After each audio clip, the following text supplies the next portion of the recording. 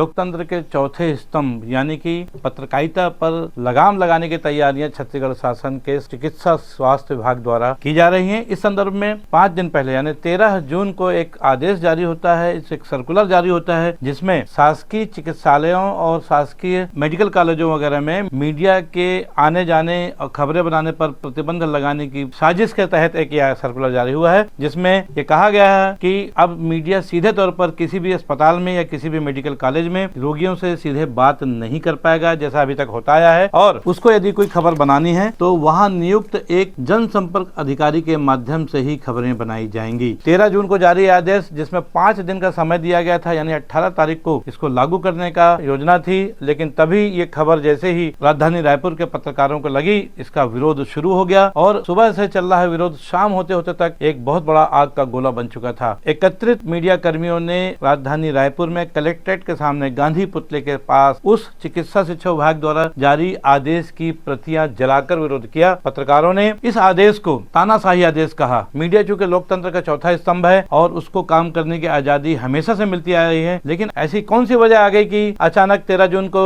चिकित्सा शिक्षा विभाग द्वारा उसको यह आदेश जारी करना पड़ा? बहुत बड़ा सवाल है दोस्तों कि आखिर ये सवाल बार बार उठते हैं। मीडिया तो एक ऐसी चीज है जो समाज में कहीं पर भी कोई भ्रष्टाचार हो रहा है, कहीं कोई बुराई हो रही है, तो मीडिया का काम ही है समाज के सामने लाना। सरकार का काम है उन कमियों को, उन शिकायतों को दूर करना। फिर ये सरकार के द्वारा यह आदेश क्यों लाया गया, ये बहुत समझ से परे है। लेकिन समय रहते हुए राजधानी के पत्रकारों ने और पूरे प्रदेश के पत्रकारों ने इस पर अपना विरोध जताया, जिसके चलते दिन भर चले हंगामे के बाद पत्रकारों के विरोध के स्वर स्वास्थ्य मंत्री श्याम बिहारी जायसवाल और मुख्यमंत्री विष्णुदेव साय तक पहुंचे और उन्होंने आखिरकार शाम होते होते इस आदेश को लागू करने पर फिलहाल प्रतिबंध लगा दिया है। फिलहाल वर्तमान स्थिति है वो ये है, स्वास्थ्य मंत्री या सरकार मीडिया कर्मियों से, मीडिया के संस्थानों से, संगठनों से बातचीत करने के बाद मीडिया के लिए गाइडलाइन बनाएगी। जो गाइडलाइन बनाने का जो मंसूबा है सरकार का, वो कहीं न कहीं सोचने वाला बात है, क्योंकि आजादी के 78 साल बाद आज तक तो कोई गाइडलाइन बनी नहीं है। पत्रकार सुरक्षा कानून की भी बात करें तो 2 साल से ज्यादा समय हो गया है, उसको लागू भी नहीं किया गया है। तो आखिर जरूरत क्यों पड़ी? इस संदर्भ में काफी कुछ विरोध हुआ। प्रदर्शन कर रहे पत्रकारों का नेतृत्व कर रहे प्रेस क्लब के अध्यक्ष प्रफुल्ल ठाकुर ने क्या कहा, आइए सुनते हैं उन्हीं की जुबानी।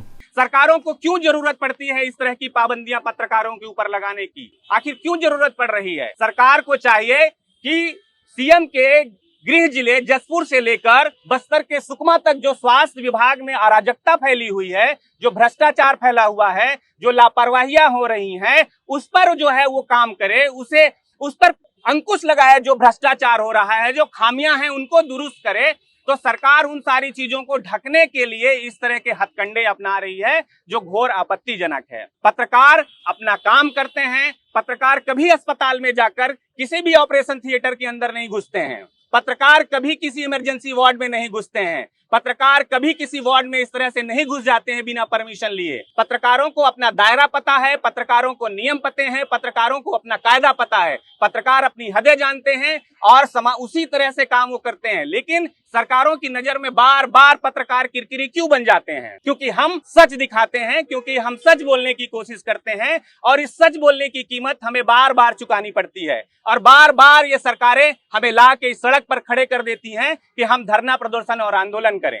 हमारा काम ये नहीं है। मैं बार बार कह रहा हूं कि हमारा काम धरना प्रदर्शन और आंदोलन करना नहीं है। हमारा काम खबरें लिखना और खबरें दिखाना है।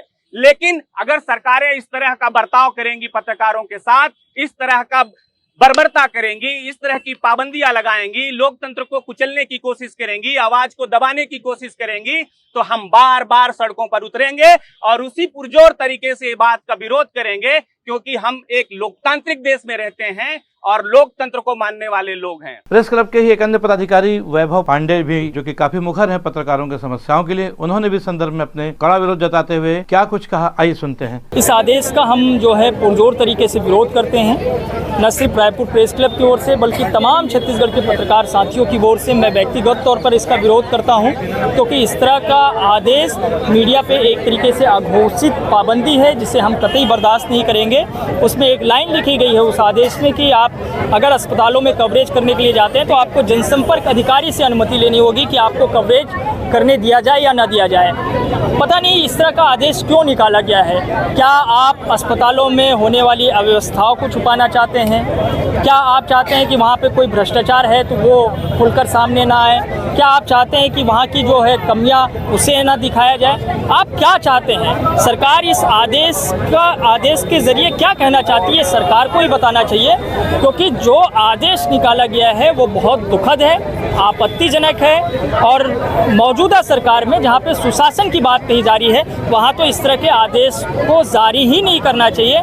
सरकार को इस आदेश को तत्काल वापस लिया जाना चाहिए। विरोध की रोशनी में अगर हमने कुछ अंदर घुसकर जानने की कोशिश की तो वो सिर्फ ये था, जो सर्कुलर जारी किया गया तो उसमें ये कहा गया था कि मरीजों की गोपनीयता को बनाए रखने के लिए ही ये सर्कुलर जारी किया गया है। एक बात। दूसरी बात, एक परिस्थिति उसमें लिखी गई कॉलम यह है, किसी भी मरीज की फोटो या उससे संबंधित कोई भी जानकारी या नाम उस मरीज के कानूनी जो अभिभावक होंगे उनकी लिखित सहमति के बिना वो समाचार नहीं बन सकता, उसकी जानकारी सार्वजनिक नहीं की जाती। तो निसंदेह इस केस में क्या आदेश हैं, ये तुगलकी आदेश हैं, क्योंकि मीडिया एक स्वतंत्र संस्था है। कहीं पर कोई घटना घटती है, स्पॉट पे जाकर स्पॉट रिपोर्टिंग होती है आजकल, और पूरी दुनिया में उस खबर फैल जाती है। कभी बड़ी घटनाएं होती हैं, कभी बड़े एक्सीडेंट हो जाते हैं, सारी घटनाओं की कवरिंग जो है मीडिया ही करती है। तो आज तक तो कोई गाइडलाइन बनी नहीं। आज अचानक छत्तीसगढ़ शासन को ऐसा करने की आवश्यकता क्यों पड़ी, बहुत बड़ा सवाल आ रहा है। इस संदर्भ में पूर्व स्वास्थ्य मंत्री टीएस बाबा ने भी कुछ कहा है। उन्होंने इसको सरकार की तरफ से एक तुगलकी आदेश बताते हुए उसकी निंदा की है और कहा है कि ये लोकतंत्र के चौथे स्तंभ की जो आजादी है उसको खत्म करने जैसा प्रयास है। आइए सुनते हैं टीएस बाबा, जो कि पूर्व स्वास्थ्य मंत्री हैं, डिप्टी सीएम भी रह चुके हैं छत्तीसगढ़ के, उन्होंने क्या कुछ कहा। स्वास्थ्य शिक्षा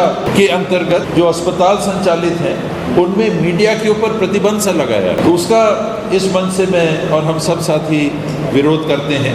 देखिए, ये कोई भी समझ सकता है कि एक मरीज है, उनकी एक निष्ठा भी होती है। तो निष्ठा है, कोई पत्रकार ऑपरेशन थिएटर में जाके तो फोटो नहीं खींच रहे हैं या वहाँ रिपोर्ट नहीं ले रहे हैं, किसी की डिलीवरी हो रही है तो वहाँ पर जाके तो फोटो नहीं खींच रहे हैं। लेकिन अगर कोई मरीज, मीडिया के पास जानकारी कहाँ से आएगी? मैं आपको बताऊंगा तभी तो मीडिया छापेगा, ऐसे थोड़ा ना छापेगा। तो जो व्यक्ति अस्पताल में भर्ती हैं, अभी health and family welfare department में जारी नहीं हुआ है, ये मेडिकल एजुकेशन डिपार्टमेंट ने जारी किया है। 10 बिंदुओं का आप लोग के पास भी आई गया होगा। ये पूरी तरह से अप्रजातांत्रिक है, मीडिया के दायित्वों का और उनके अधिकारों का हनन। कोई भी भ्रामक या तथ्यहीन समाचार जो स्वास्थ्य के तंत्र को विपरीत प्रभाव डालेगा, लोगों में अविश्वास पैदा करेगा, उसमें कानून में प्रावधान है कि ऐसे मीडिया के साथियों के ऊपर आप कार्रवाई कर सकते हैं। ये कौन सी बात है कि एक व्यक्ति आएगा, वो आपको ब्रीफिंग देगा। मेडिकल कॉलेज में रायपुर में देख लीजिए तो हेल्थ डिपार्टमेंट अलग है,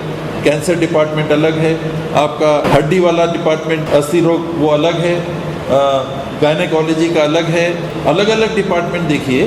तो मीडिया सारे डिपार्टमेंट्स की जानकारी कहाँ से मंगाएगा, और एक आदमी बस आप बिना परमिशन लिए आप कुछ छाप नहीं सकते। इस संबंध में भी हम लोग, मैं अपनी तरफ से और सब साथियों की तरफ से कड़े शब्दों में विरोध करते हैं। बहरहाल प्रेस की आजादी के शिकंजा कसने की जो कोशिश थी, फिलहाल तो रोक लग गई है, क्योंकि शाम होते होते जैसे ही मुख्यमंत्री विष्णुदेव साय और स्वास्थ्य मंत्री श्याम बिहारी जायसवाल तक ये बात पहुंची, तब आनन फानन में उन्होंने एक बयान जारी करके इस आदेश को तत्काल रोकने का आदेश जारी कर दिया है। मतलब साफ है कि जो गाइडलाइन जो तय की गई थी 13 जून के पत्र में, उसको फिलहाल रोक दिया गया है। श्याम बिहारी जायसवाल का कहना है, स्वास्थ्य के क्षेत्र में पारदर्शिता बनाए रखना एक बहुत महत्वपूर्ण चीज है, इसमें हम फिलहाल आदेश पर रोक लगाते हैं। और इस संदर्भ में सर्कुलर जो बना है, इसके बारे में फिर से जो गाइडलाइन जो मीडिया के लोगों के लिए होनी चाहिए स्वास्थ्य विभाग संबंधित, उसके लिए सभी मीडिया के प्रतिनिधि हैं, संगठन हैं, उनसे चर्चा करने के बाद वो आगे निर्णय लेंगे। बहरहाल ये आगे निर्णय लेने के लिए समय तय होगा, सभी को सूचनाएं जाएंगी, इसमें फिलहाल अभी समय लग सकता है, 1 हफ्ता भी लग सकता है, 15 दिन भी लग सकता है। पहले ये सुन लें स्वास्थ्य मंत्री श्याम बिहारी जायसवाल ने क्या कुछ कहा। अगर ऐसा लगता है कि इसमें कहीं मीडिया को दिक्कत है, तो मीडिया जनों को हम बराबर चाहते हैं कि सहयोग उनका मिले, हम उनको सहयोग करें, ताकि प्रदेश और समाज का सर्वांगीण विकास हो सके। हमारा उद्देश्य मीडिया को रोकना कहीं नहीं है। किसी प्रकार के मीडिया के जो हमारे काम करने वाले साथी हैं, उनको उनके भावनाओं को आहत पहुंचाना कोई उद्देश्य नहीं है। सिर्फ उद्देश्य है कि कोरोना के भी अभी कुछ केसेस आ रहे हैं, और जिस प्रकार से कई बीमारी के मरीज एडमिट होते हैं, तो वहां पे उनका निजता भंग ना हो, उसको लेकर गाइडलाइन जारी विभाग ने किया है। लेकिन उसमें आप लोगों ने आपत्ति जताई है, तो निश्चित रूप से अभी हम इसको लागू नहीं कर रहे हैं। हमारे सचिव अभी विदेश दौरे पर गए हैं, अब जैसे ही वो आते हैं तो एक बार मीडिया के आप प्रमुख लोगों के साथ बैठकर हमारे सेक्रेटरी और हमारे अधिकारियों के साथ, उसमें जो मीडिया के भी हित में हो, हॉस्पिटल के हित में हो, मरीज के हित में हो, राज्य के हित में हो, वैसा एक ड्राफ्ट तैयार करके फिर उसके आधार पर संशोधन कर। पत्रकारों के लिए जो सर्कुलर बना है उसकी समीक्षा होगी, उसमें नए तरीके से संशोधन के बाद हो सकता है कुछ नया सर्कुलर आए। लेकिन सवाल यह कि आखिर ऐसी जरूरत क्यों पड़ी? अगर इस पे हम थोड़ी सी गहराई पे जाएं, ज्यादा नहीं, कुछ दिन पहले अगर जाते हैं तो ऐसे ही एक घटना के कवरेज के लिए राजधानी रायपुर के मेडिकल कॉलेज है, वहां पर 3 मीडिया कर्मी रात में 10 बजे गए थे। वहां पर अस्पताल में बाउंसरों की जो टीम है उन्होंने पहले उन पत्रकारों को रोका था, आपको याद होगा, उसको लेकर के हाथापाई भी हुई थी, गाली गलौज भी हुआ था, जिसकी वजह से रायपुर राजधानी के तमाम पत्रकार इकट्ठा होकर के उन्होंने उस घटना का विरोध किया था। मुख्यमंत्री हाउस के सामने जाके उन्होंने धरना दिया था रात में, और आखिरकार सवेरे होते होते उन सभी बाउंसरों का एक जुलूस निकाला गया था, उनको पनिशमेंट देते हुए पूरे शहर में घुमाया गया था, क्योंकि उस बाउंसर में से जो एक बाउंसर था उसने रिवॉल्वर निकाल करके धमकी दी थी, जिसका पत्रकारों में नाराजगी हुई थी उस घटना के बाद। खासतौर पर कहा जाए, ऐसा लगता है कि कहीं न कहीं कुछ घटनाएं जो लगातार छत्तीसगढ़ में घट रही हैं, क्योंकि अस्पतालों में दवाइयों की सप्लाई है वो भी एक मुद्दा है। नए टेंडर हुए नहीं, पुराने से उनका काम चल रहा है, कहीं का पैसा कहीं लगा दिया जा रहा है, दवाइयां नहीं खरीदी जा रही हैं, कुछ दूसरे हेड में दवाइयों का पैसा लगा दिया गया है। एक सीधा सीधा सरकार पे आरोप लग रहा है, स्वास्थ्य विभाग पर खासतौर पे, जिसको लेकर के प्रदेश का स्वास्थ्य विभाग लगातार चर्चा में बना हुआ है। स्वास्थ्य विभाग में फिलहाल पिछले 1.5 सालों से बहुत सारी अनियमितताएं हैं जो कि लगातार खबरें बन रही हैं, उससे कहीं न कहीं स्वास्थ्य विभाग के जितने भी अधिकारी हैं उससे विचलित हैं। ऐसा लगता है चिकित्सा शिक्षा विभाग द्वारा जो 13 जून को आदेश जारी किया गया था, ये उसी से प्रभावित आदेश है। बहरहाल पत्रकारों के तत्काल जाग जाने की वजह से इस आदेश पर फिलहाल तो रोक लग गई है, लेकिन निसंदेह ये बात समझ में आती है कि प्रदेश का स्वास्थ्य विभाग भी कहीं न कहीं मीडिया की जागरूकता से, क्योंकि वो लगातार खबरें दिखा रही हो, कहीं न कहीं आहत है। शायद कुछ अधिकारी या कुछ नेता भी इसमें ऐसा हो सकते हैं जिन्होंने एक साजिश के तहत इस आदेश को बनाया और उसको 13 जून को जारी भी कर दिया। 5 दिन का समय दिया गया, लेकिन 18 तारीख के दिन ही एक बड़ा बवाल राजधानी रायपुर में पत्रकारों ने किया, जिसकी जरूरत भी थी। पत्रकारों के विरोध के आगे आखिरकार सरकार को झुकना पड़ा, ये बहुत बड़ी बात है। और एक बार फिर पत्रकारों को जागरूक रहना होगा अपने अधिकारों के लिए, कि आने वाले समय में सरकार कोई ऐसी बंदिश न लगा पाए ताकि उनके मौलिक अधिकार है मीडिया के, खासतौर पर समाचारों को समाज के सामने लाने के, उनका हनन हो। बहरहाल इस खबर में आज बस इतना ही। मैं हूं बीडी निजामी और आप देख रहे हैं न्यूज T20। हमारी ये खबर आपको कैसी लगी, इस पर अपनी राय अवश्य दें। खबर को लाइक करना न भूलें और चैनल को सब्सक्राइब करना भी। कल फिर मिलेंगे किसी नई खबर के साथ, तब तक के लिए दीजिए इजाजत। जय हिंद, जय भारत, जय छत्तीसगढ़।